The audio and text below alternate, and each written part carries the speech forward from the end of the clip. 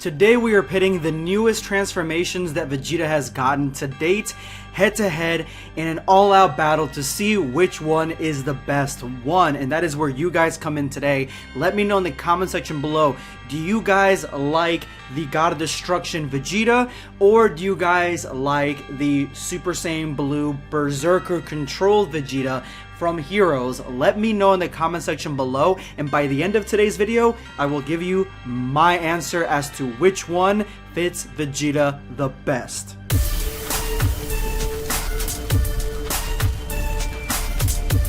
Prepare yourself, Dan Saiyan.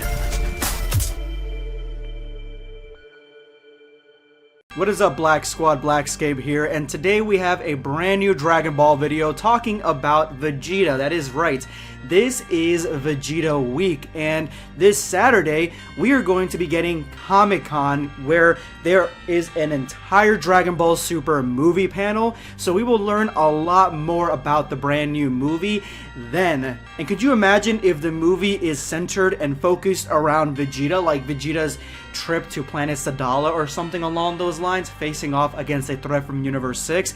This would be Vegeta week officially between July 17th and July 24th. Now, if you do love the content, make sure to slap the like button for the algorithm. That way they keep me employed and keep the lights on around here, because the algorithm is vicious if that like button isn't adequately smashed. Today, to the best of our ability, we are going to be competing both the Berserker and the Godly against each other. Both these transformations that Vegeta recently got, they are unique in their own way, but today we're going to figure out exactly which one fits Vegeta the best in a few different categories. First on introduction, next on appearance, and lastly on power. For those of you guys saying that we cannot rank Vegeta right now in anything because we just got him in the manga, got the transformation at the end, we don't know what it can do. Well, to you, I tell you that we know enough.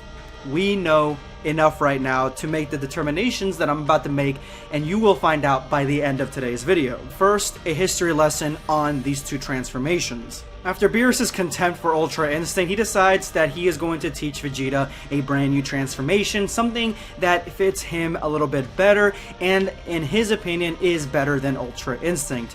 That is the basis of what we got right now, and then Vegeta transforms in a moment of not desperation, but to test out the transformation against Granola on a world where there really aren't any stakes besides the fight in front of him. He transforms into this brand new form and scares off Granola. This form is enough to push Granola back a few paces and even blast him back with the Tower of Destruction key explosion that he demonstrates in the manga. Now, Super Saiyan Blue controlled Berserker Vegeta, that is a very long name. Honestly, I would rather just call it Berserker Blue or Controlled Berserker. That should be the name. The Super Saiyan Blue part, it's way too long, way too much, and it's almost like a tongue twister by saying it. It's like saying Super Saiyan God Super Saiyan. Like that, the way they explained Super Saiyan Blue early on, that doesn't need to be there. Berserker Controlled or Blue Berserker. That's perfectly fine. Early on in Dragon Ball Heroes, we were introduced to Cumber, who is enveloped in evil aura. Now, this evil aura allows him to do certain things.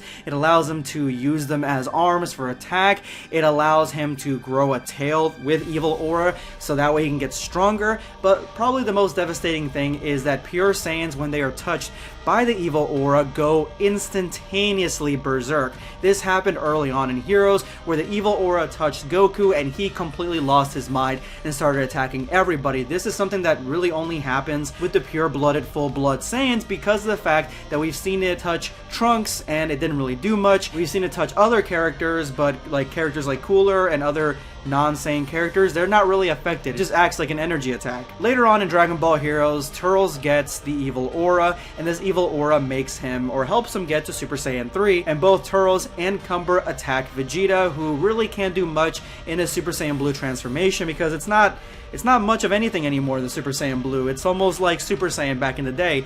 After all this power scaling, these transformations don't mean much. And so Turles ends up hitting him with the evil aura to force him to go berserk, and this this has the intended effect like it did before, where Vegeta begins to go berserk. But this is where we get into the introduction phase, and I already kind of talked to you guys about the God of Destruction mode that Vegeta has. There's not much else to it when it comes to the introduction, but when it comes to Berserker Vegeta, he ends up reflecting on his past. He ends up being brought back to the moment that he killed Nappa, his partner. A very, very evil deed that he did. He kills him. He goes through most of his life, all the evil things that he's done, reminiscing about them and realizing that he is a better person now. And just by retrospectively looking in toward himself, he gets to have control over the uncontrollable. Not only does he not go evil, but he controls the Berserker aura to make a brand new transformation, Berserker controlled. In this transformation, Vegeta gets a little bit more muscle mass, the blue aura surrounds the black aura, he gets eyeliner similar to Majin Vegeta, and he just looks overall badass. So as much as I like the God of Destruction transformation that we saw against Granola, honestly, I think that Heroes really went out of the way to make this the most amazing, one of the most amazing transformations that I've ever seen, especially with Vegeta like honing in and retrospectively looking into himself and realizing he's not that person anymore and being able to control the Berserker Ki, something that we've seen him do even when he was under the Majin mark. He was able to control it, so it has a reference to the past. So I definitely enjoyed the introduction here, so I have to give the W to Berserker controlled. Now when it comes to design, the design of these two transformations is completely different. And when it comes to Berserker controlled, I really like the eyeliner. That's basically it. I like the eyeliner because it reminds me of Majin, and I like that they added that in there. And besides that, the rest of it kind of just looks like Super Saiyan Blue Kaioken a little bit with black aura instead of red.